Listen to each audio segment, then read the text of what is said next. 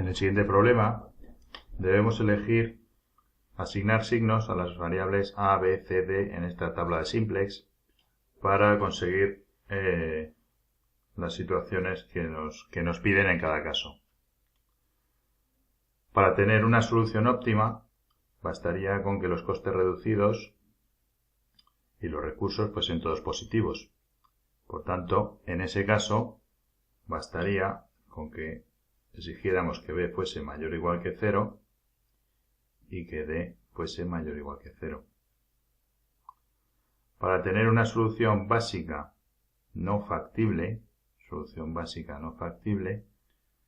digamos que los valores de las variables, alguno de ellos debería ser negativo. Las variables no básicas todas valen 0, la variable x4 vale 4, x5 vale 5, x6 vale d.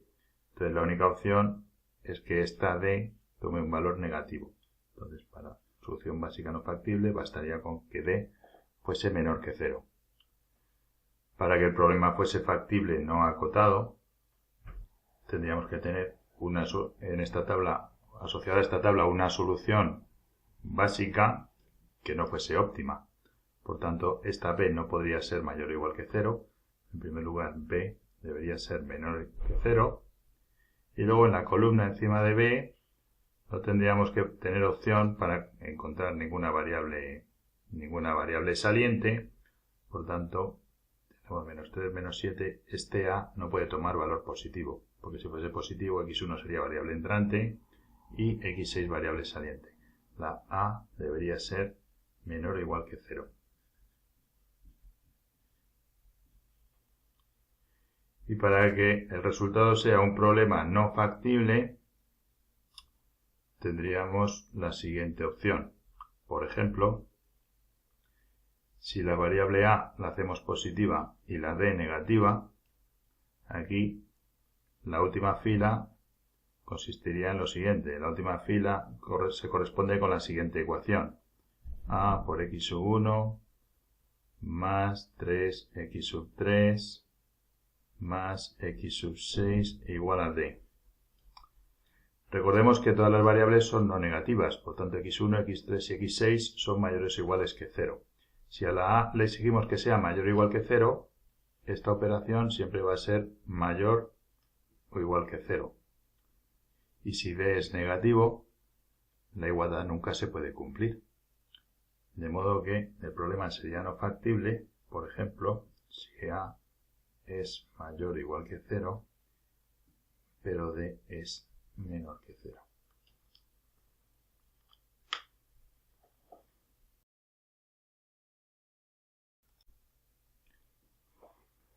En el siguiente problema, observamos que en el problema dual, si las variables fuesen alfa y beta, el problema dual se obtendría multiplicando, entre comillas, la primera ecuación por alfa, la segunda ecuación por beta, y jugando con los coeficientes de ambas ecuaciones. De modo que, fijándonos en los coeficientes de cada variable, obtendríamos las restricciones del problema dual. Por ejemplo, 3 por alfa más 5 por beta debería ser menor o igual que 10.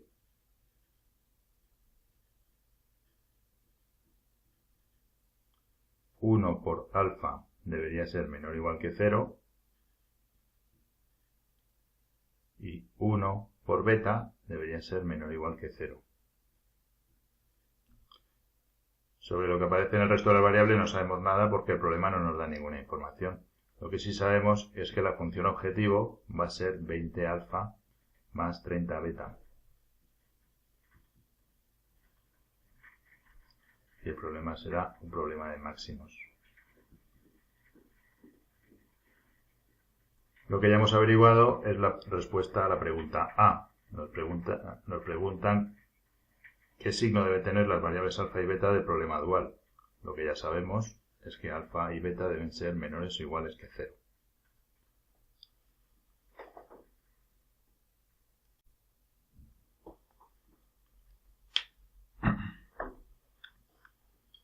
Que alfa y beta sean menores o iguales que 0, nos dicen que en esta desigualdad, la desigualdad correspondiente a los coeficientes de x sub 1, el miembro de la izquierda siempre va a ser menor o igual que 0.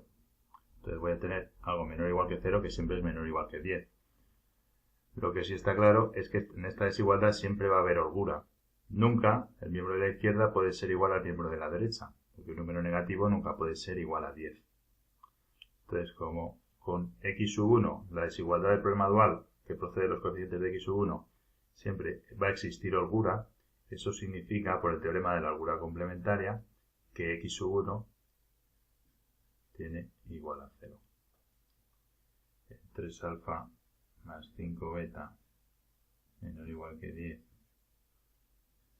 holgura distinta de 0, implica que x1 va a ser igual a 0.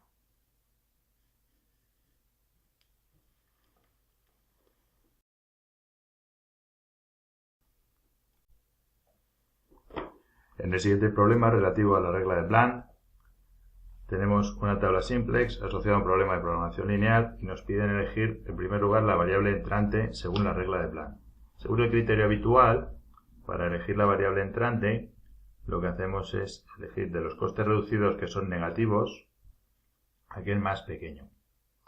Sin embargo, la regla de Bland lo que dice es que no debemos fijarnos en eso, sino en la variable que ocupaba un lugar más a la izquierda en la ordenación original de las variables en el problema.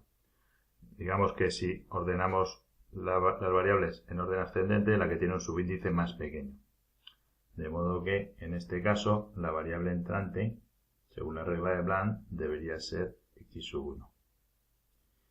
¿Y cuál sería la variable saliente?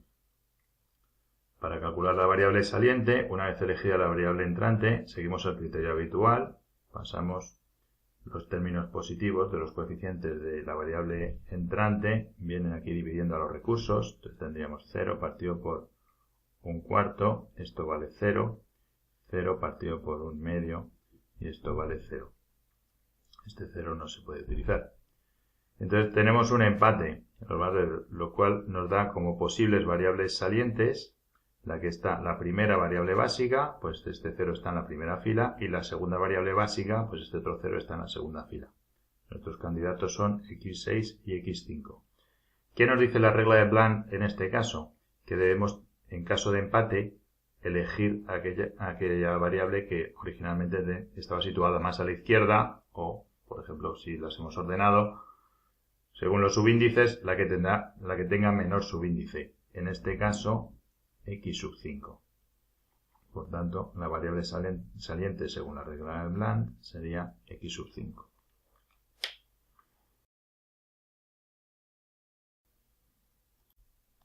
En la siguiente cuestión corta tenemos un problema de programación lineal con 20 variables, x1 hasta x20, y 20 restricciones independientes de tipo menor o igual.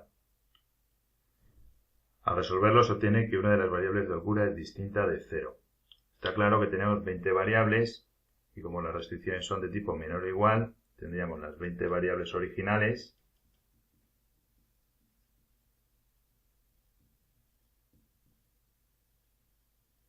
que son x1 hasta x20 y al pasar el problema a forma estándar habría que añadir en cada restricción, que son 20, otras tantas variables de holgura.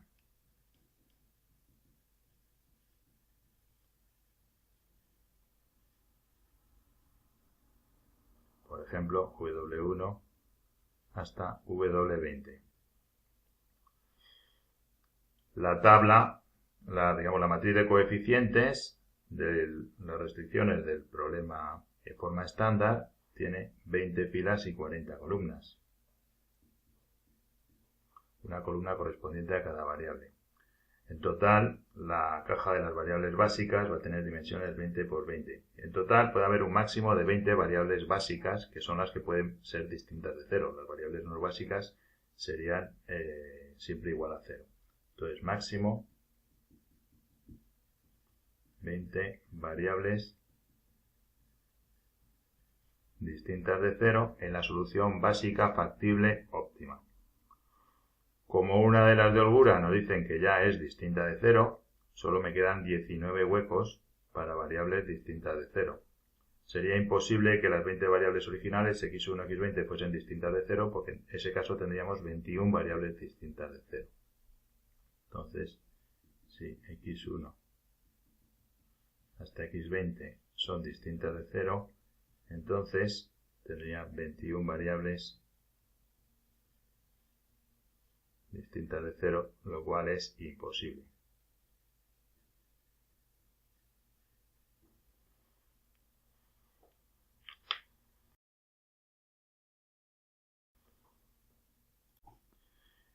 En el siguiente problema queremos calcular el máximo de la función 3x más 4y. Una recta de nivel para dicha función, 3x más 4y, donde vale 0, aparece aquí representado como esta recta punteada. Y usando las rectas 4x más y igual a 16, que sería la siguiente, x más 3y igual a 36, que sería esta, menos x más y igual a 16, x igual a 0 e igual a 0, tenemos, usando los semiplanos limitados por estas rectas, construir una región factible, de modo que el problema de máximos que se nos plantea sea del tipo que nos piden en cada caso. Entonces, para que el problema sea factible y acotado, bastaría con, utilizando estos semiplanos, determinar una región que sea acotada. El caso más sencillo que se nos puede ocurrir sería, por ejemplo, utilizar como región factible este triángulo. En este caso, ¿cuáles serían las desigualdades que determinan este triángulo? Está claro que la x y la y deberían ser mayores o iguales que 0. Para que el problema fuese acotado, deberíamos tener x mayor o igual que 0 y mayor o igual que 0. Y luego, el triángulo está contenido en uno de los semiplanos determinado por la recta x más 3y igual a 36. ¿Cuál de los dos semiplanos? Pues aquel que contiene, por ejemplo, el origen. Como el origen cumple la desigualdad x más 3y menor o igual que 36, luego debería cumplirse también x más 3y menor o igual que 36. Entonces, este sería una posible región factible para un problema factible acotado.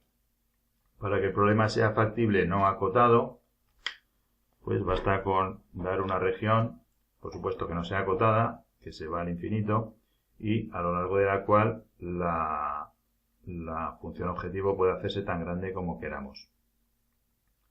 Entonces, valdría cualquiera. Por ejemplo, podemos especificar simplemente que x sea mayor o igual que 0. Tendríamos un semiplano, que y sea mayor o igual que 0. No imponer ninguna restricción, por supuesto, como caso trivial.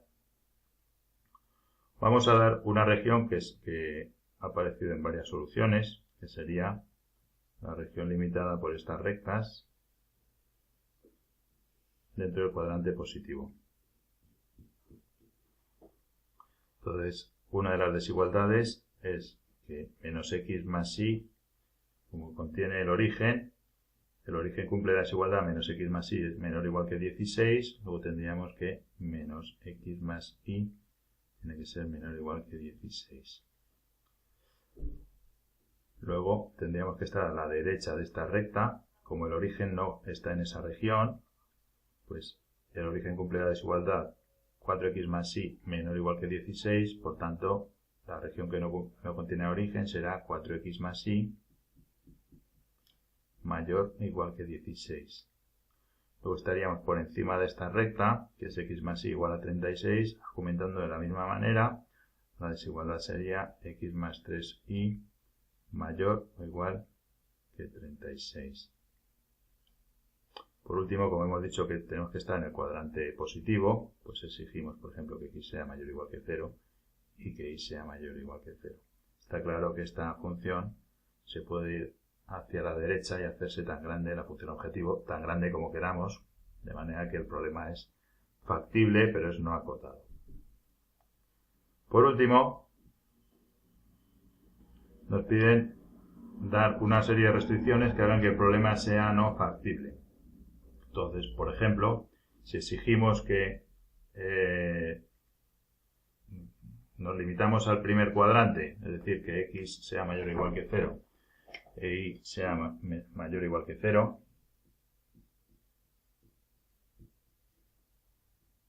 basta con dar restricciones que sean contradictorias. Por ejemplo, exigir que las variables estén por encima de esta recta y que a la vez estén por debajo de esta. Es decir, por encima de esta recta sería cumplir la restricción menos x más y mayor o igual que 16.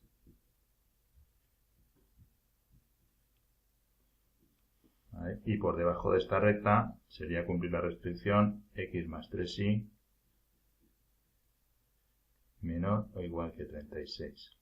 Esto nos daría un problema no factible. Por supuesto, este problema tiene multitud de soluciones. Esto es simplemente una de ellas.